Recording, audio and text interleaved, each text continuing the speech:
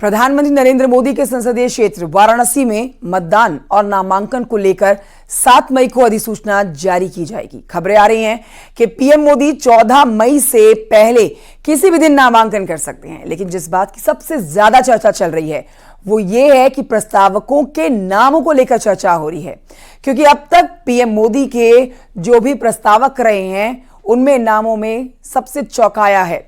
सवाल यह है कि इस बार जो 4 लोग होंगे जो नरेंद्र मोदी के प्रस्तावक बनेंगे वो कौन होंगे।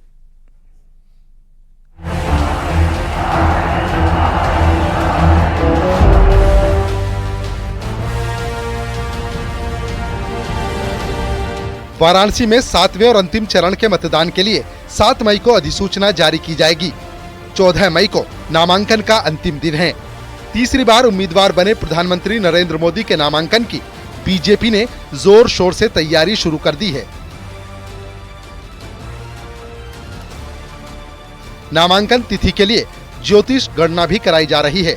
फिलहाल 9 से 14 मई के बीच नामांकन की चर्चा है, जिसमें सबसे ज्यादा चर्चा 13 मई की है। देश की सबसे चर्चित वाराणसी पर नामांकन की तैयारी शुरू हो गई है। 7 से 14 मई तक नामांकन होना है और इस सीट पर खुद देश के प्रधानमंत्री तीसरी बार मैदान पर हैं और उनके नामांकन की भाजपा संगठन की ओर से भी तैयारियां तेज कर दी गई हैं। चर्चा है कि इस बार भी प्रधानमंत्री नामांकन के साथ रोड शो करेंगे और उसमें काशी की जनता शामिल होगी।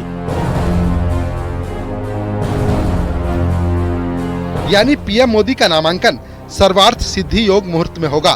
पुष्य नक्षत्र में उस दिन शिव और शक्ति दोनों के संयोग का अद्भुत योग बन रहा है। षष्ठी तिथि, पुष्य नक्षत्र और सर्वार्थ सिद्धि योग में पीएम अपना नामांकन करेंगे। इस दिन और मुहूर्त के बारे में पद्मश्री महामहोपाध्याय हरिहर कृपालू जी महाराज का कहना है कि अत्यंत शुभ और सभी मनोकामना को पूरा करने वाला ये मुहूर्त है। लेकिन इस बार सबसे ज्यादा चर्चा का केंद्र रहने वाले पीएम मोदी के प्रस्तावक।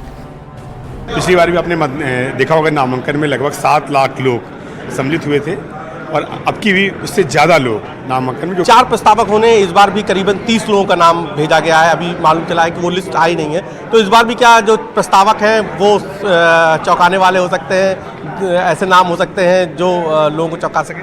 नहीं, सबका साथ, सबका विकास और सबका विश्वास, इसी आधार पर भारतीय जनता पार्टी काम करती है। डोम राजा को भी प्रस्तावक बनाया गया था। काशी में जो सबसे नीचे समुदाय थे उनको भी डोम प्रस्तावक बनाया गया। तो वैज्ञानिकों को भी प्रस्ताव, कृषि वैज्ञानिक भी थे नामांकन में उनके प्रस्तावक। तो इस बार भी इसे चौंकाया जा सकता है क्या सब लोग? नहीं, चौंकाने वाली इसमें कोई बात नहीं है। मैं एक बात आपसे कह रहा हूँ कि जो भारतीय जनता पार्टी का सबका साथ, सबका विकास और सबका विश्वास का जो नारा है, उसी आधार पर हमारे सब काम होते हैं।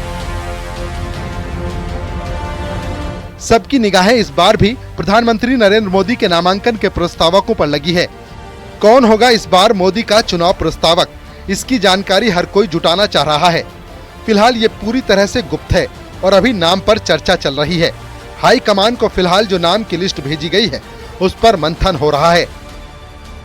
14 में आदरणीय छन्नू महाराज जी भी प्रस्तावक थे, आदरणीय गिरिधर मालवीय जी भी प्रस्तावक थे, तो हमारे काशी के डोम राजा भी हमारे आदरणीय मोदी जी के प्रस्तावक हुए। हमारे अशोक जो मल्लाह हैं वह भी प्रस्तावक हुए थे। तो अलग अलग क्षेत्रों से होते हैं, वो एक पार्टी की अपनी रीति है, नीति है। हमारे यहाँ सभी तो नेतृत्व यह देखता है कि कौन उपयोगी हैं और वो समय आएगा तो आपको पता चलेगा कि कौन प्रस्तावक हैं। फिलहाल पार्टी की ओर से प्रस्तावकों के नाम गुप्त रखने की हिदायत दी गई है।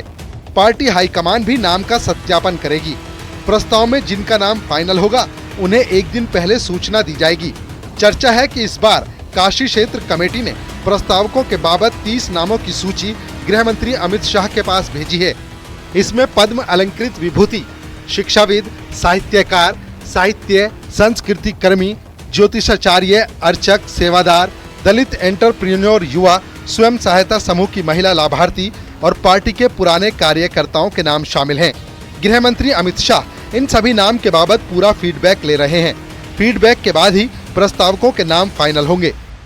2014 में प्रस्तावकों की लिस्ट में न्यायविद से लेकर निषाद समाज भी था। 2019 के प्रस्तावकों में खुद काशी के डोम राजा थे जो दिवंगत हो गए हैं। तो इस बार कौन होगा प्रधानमंत्री नरेंद्र मोदी के चुनाव का प्रस्तावक।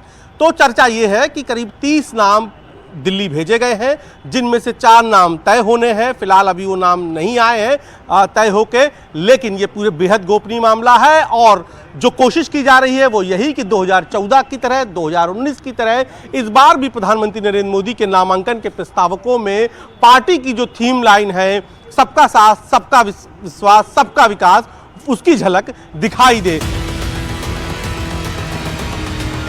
2014 की बात करें तो नरेंद्र मोदी के प्रस्तावक के रूप में महामना पंडित मदन मोहन मालवीय के पौत्र हाई कोर्ट के रिटायर्ड जज गिरधर मालवीय समेत 4 लोगों को प्रस्तावक बनाया गया था, जबकि 2019 में प्रस्तावक रमाशंकर पटेल थे, जो कि एक साइंटिस्ट थे।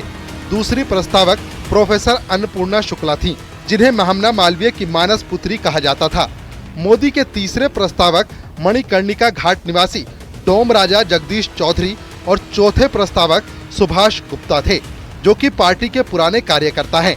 ऐसी चर्चा है कि इस बार भी पीएम मोदी के प्रस्तावक सामाजिक सौहार्द की झलक पेश करेंगे। वाराणसी से न्यूज़ 18 के लिए उपेंद्र द्विवेदी की रिपोर्ट।